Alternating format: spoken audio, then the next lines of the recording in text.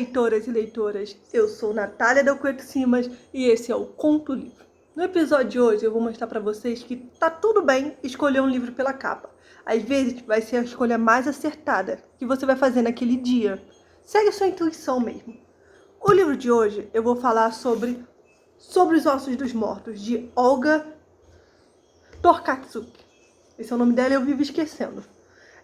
Esse livro foi publicado pela editora Todavia aqui no Brasil e ele foi ganhador do Prêmio Nobel de Literatura.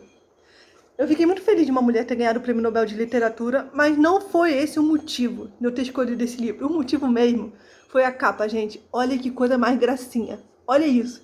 Tem um coelhinho morto ensanguentado. Tem um urso que parece que vai matar alguém. Tem caveiras, tem pássaros mortos. Você fica tipo, gente, o que está acontecendo nesse livro?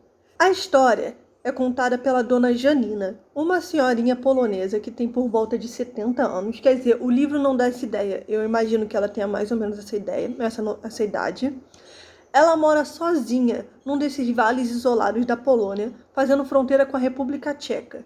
A vida dela se baseia no inverno, que é um inverno congelante, aqueles invernos que tem neve até na sua altura. Ela cuida da casa das pessoas que moram lá e que saem desse lugar no inverno. Então ela faz os reparos, cuida para não ter nenhum problema, para no verão essas pessoas poderem voltar. Ela cuida dos animais à sua volta. Ela estuda astrologia e faz uma pastel das pessoas.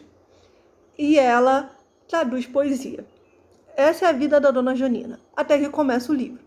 O livro começa quando o vizinho dela mais próximo, um desses outros velhos que também fica lá no inverno, pouquíssimas pessoas ficam no inverno, ele é um dos poucos, chega na casa dela durante a noite e pede ajuda dela porque ele encontrou um outro vizinho morto. Esse outro vizinho é um caçador conhecido e ele é meio que...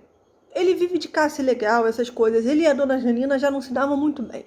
E esse vizinho, o esquisito, que tá vivo, chama a dona Janina para ir lá cuidar do corpo. E a dona Janina começa a entrar nesses assassinatos, porque começam a ocorrer vários assassinatos de caçadores ilegais, né? O que morreu agora foi o primeiro, que se chama Pé Grande, e vão morrer vários outros. E ela começa a investigar esses assassinatos e entrar dentro dessa história. Então, quando a dona Janina entra nessa história e começa a investigar esses assassinatos, a gente também vai sendo apresentado ao mundo dela e começando a entender um pouco mais quem é essa pessoa, né?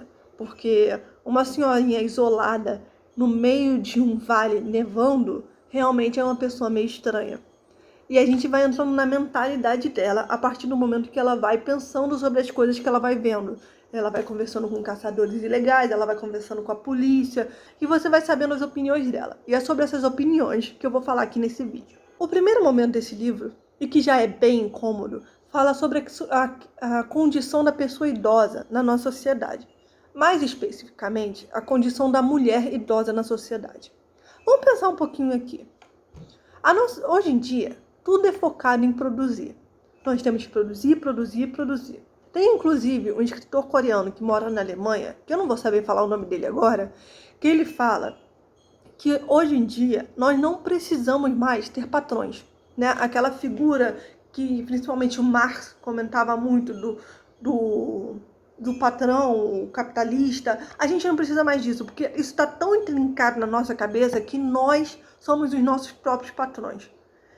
Essa ânsia de estar sempre produzindo, né? E acaba levando os workaholics ou os burnouts. Beleza, por que eu tô falando isso? Porque a pessoa idosa, dentro dessa lógica, ela não produz. Ela não tem mais produzir, ela já passou a vida inteira dela produzindo alguma coisa. E agora ela é idosa, e no nosso imaginário, o que o idoso é?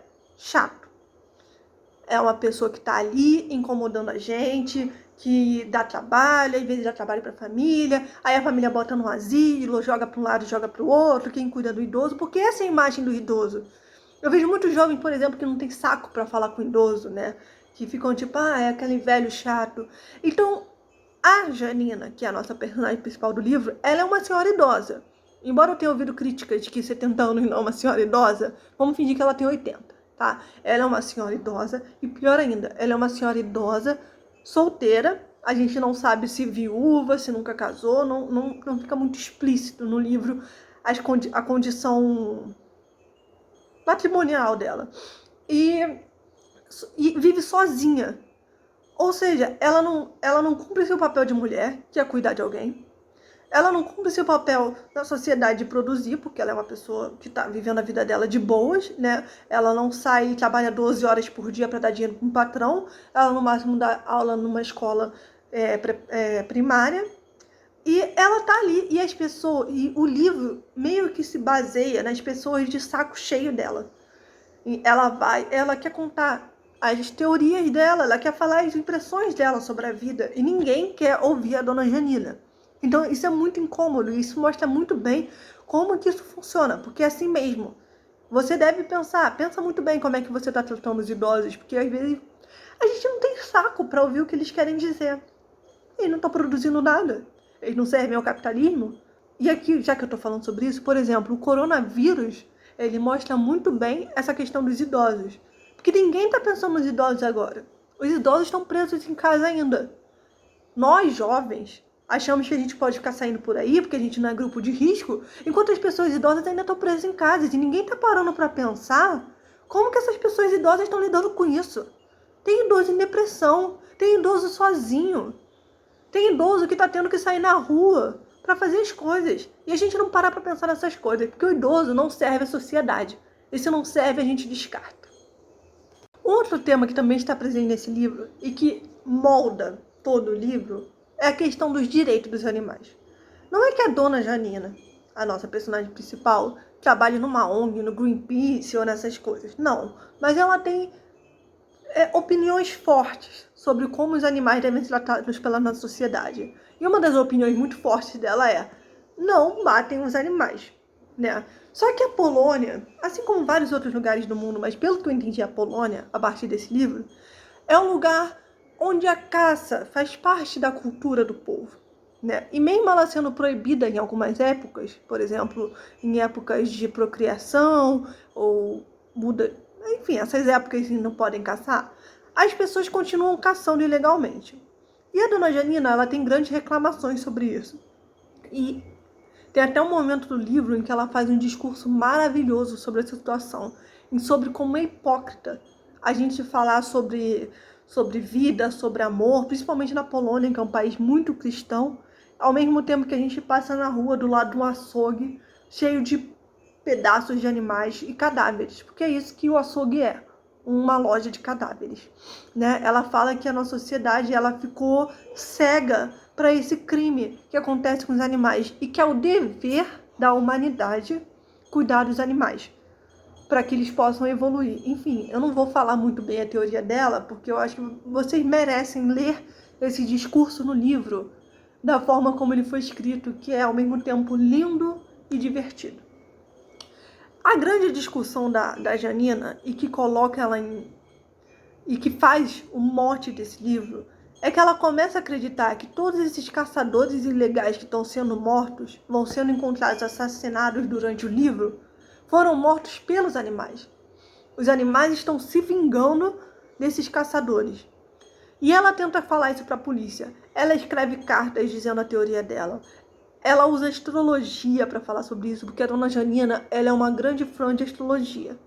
Ela acredita que da mesma forma em que você sabe como os planetas estavam no dia do seu nascimento, também dá para saber como eles vão estar no dia que você vai morrer. Então, você vai morrer de quê? Que dia? Como? Dá para saber tudo isso. Inclusive, ela sabe como ela vai morrer. Ela diz que a astrologia é uma das ciências mais exatas que existem. Existem muitas pessoas que discordam dessa opinião, né? Porque a astrologia não é considerada uma ciência. Eu não tenho opinião formada sobre isso, eu não estudei astrologia a fundo, mas eu achei muito interessante a escritora ter trazido esse assunto para o livro. E ela fez uma pesquisa muito profunda, porque ela faz descrições sobre a questão dos astros e tal. É um esforço muito legal da escritora. Então é isso. Se eu falar muito mais, vai virar spoiler.